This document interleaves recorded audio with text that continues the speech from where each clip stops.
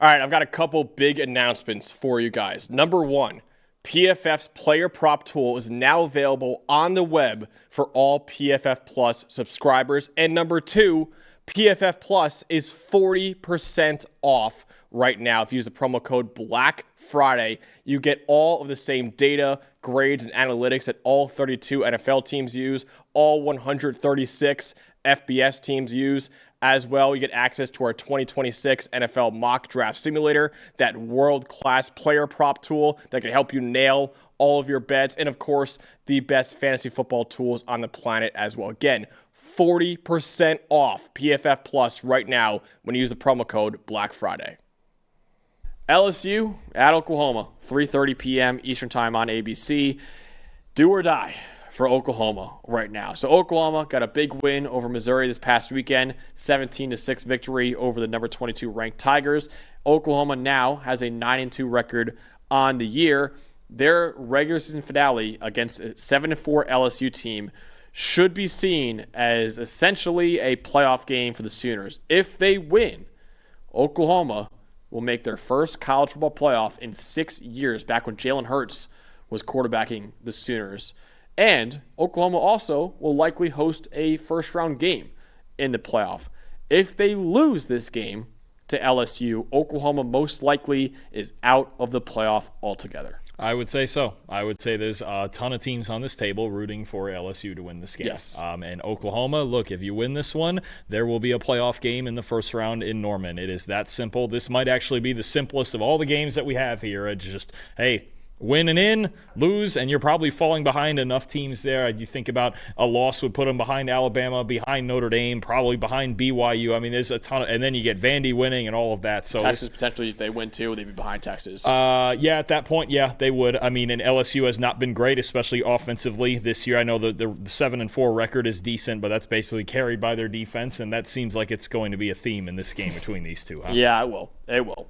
You have the Oklahoma offense against LSU's defense, which we know for John Mateer against that elite secondary. All right, so LSU's defense obviously been the better of the two units that they have, similar to what you're going to talk about on the other side. And the big thing is that the secondary is still really good. They're tied for 10th in the country with 14 interceptions. And Blake Baker, as we've talked about endlessly this year, he's going to blitz you. If John Mateer, if you're listening, you're going to get blitzed in this game. Top 20 blitz rate, top 20 pressure rate when they are blitzing. Now, Mateer's passing grade has actually been a little bit better against the blitz, I think because of the extra space afforded to him on the back end and the urgency to get rid of the football, right? I think that's a big thing, whereas if the longer he has to stand back there and think about things, that's really when it's gotten away from him as a passer. But the blitzing actually turns up the urgency. When he is blitzed, 68.8 passing grade, solid. Against a standard rush, 54.4. So I think there's two elements that are going to go into this. One, does Blake Baker continue to do and blitz at the rate that he has all season, a top 20 rate in college football, or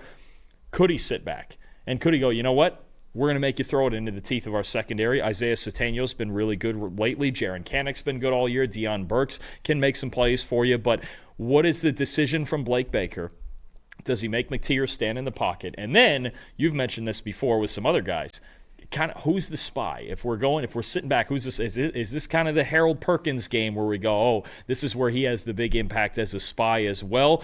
LSU's secondary, and I think Blake Baker and the play calls can keep them in this game for sure. That's been the way it's been all year. It's just a matter of if they're going to get enough help from the other side of the ball, Max. Yeah, my question is, where is the offense coming from for LSU right now? Because Garrett Nussmeier, he is doubtful for this game with an abdominal injury, meaning Michael Van Buren Jr., the true sophomore, will make his third consecutive start against Oklahoma.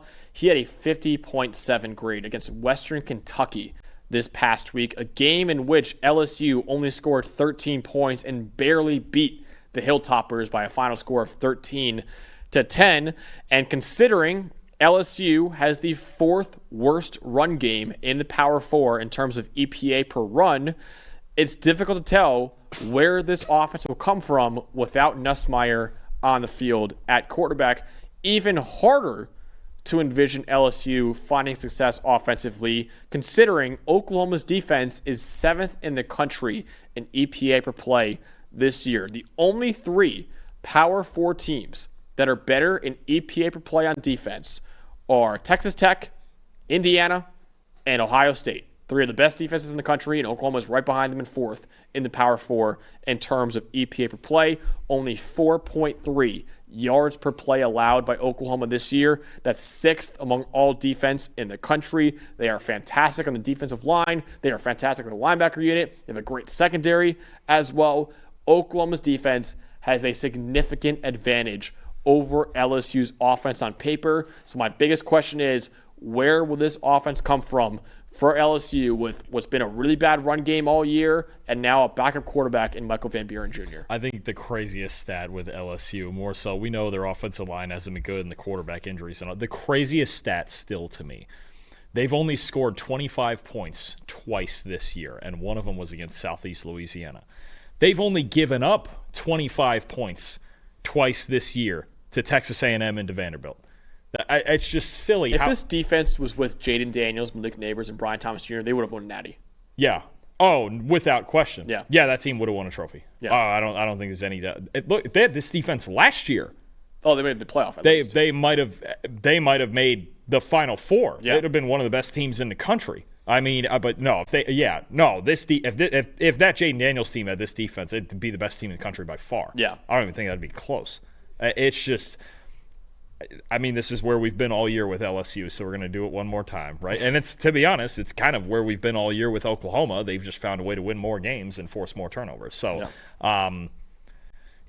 it's just going to be a slugfest is what it's going to be. Whichever one you think is going to win, it is probably going to look pretty ugly. You're going from one SEC game that's going to be a shootout most likely, and Vanderbilt, Tennessee, to one that's going to be probably very ugly. You can see right there the over-under for this game is 36.5 points. And I might still take the under for that too. It's going to be ugly. I might slam it. It's going to be an ugly, ugly football game. Very defensive football game, which is exactly what Oklahoma wants, Dalton. Ultimately, will Oklahoma clinch most likely a home game in the first round of the playoff, or will LSU pull off the upset and kill Oklahoma's chances of making their first playoff in 6 years? I think if you're a fan, coach, scout, whatever you are watching this game, and you're really kind of you lean into offense, you're an offensive kind of person. I think this game, if you're watching it, is going to be a disgrace. I really do. I think this is just going to be a whole lot of punts. Yeah. It's going to be a whole lot of waiting for turnovers. Look, that game Oklahoma played last week against Missouri, that was hard to watch. Yeah. I love good defensive football, but that was just hard to watch when you look at on the offensive side what both of those teams did in that game. Basically, other than this LSU offense is worse than Missouri right now. Right. Other than the Satania slant for the 87-yard touchdown, it was hard to watch. I think you're getting another one of those, but Oklahoma is used to playing in those kind of games. It's what they want to do. I've called them now the Pittsburgh Steelers of college football this season. I'll take the Sooners 13-10. Okay. 13-10. But you're taking the under by a lot. I'm slamming the under. I just unless you get just a bunch of turnovers and one or both quarterbacks is forced into just bad mistakes or pick sixes or whatever. Yeah. This is going to be ugly. LSU's defense is still really darn good, and I mean it's going to be a slog. That's just the best way I can put it. It's going to be ugly, but the Sooners again. I think what Venables does to opposing quarterbacks, especially if it is Van Buren, and kind of the lack of experience that comes with it, I would like their chances obviously better if they had Nussmeier because of the style and the ability to get rid of the ball. But no, I think Oklahoma's defense just wins the day as they've been doing all year. Yeah, Nussmeier is doubtful for this game, so I do anticipate Van Buren starting once again in this one. So it should be an ugly game or beautiful if you love defensive football. It could be a beautiful game for that too. This game is going to fit so well into like a 1940s flashback, man. Oh, they're gonna love it. If they aired this game in black and white, it would look so correct. It would look so proper. It is. It is going to be just a fist fight. Yeah. It really is. Oh, yeah. In that fist fight, I got Oklahoma coming out on top as well. I have it 20-13, a little more high scoring than Dalton had it, but still below the over-under of 36.5 points. It's going to be a defensive football game, which is exactly the kind of game Oklahoma wants to play in with head coach Brent Venables. This game is at Oklahoma as well. I think the home factor will play a part in it too. Oklahoma wins this game at home and clinches a home game in the first round of the college football playoff as well. First playoff appearance will be for Oklahoma in 6 years.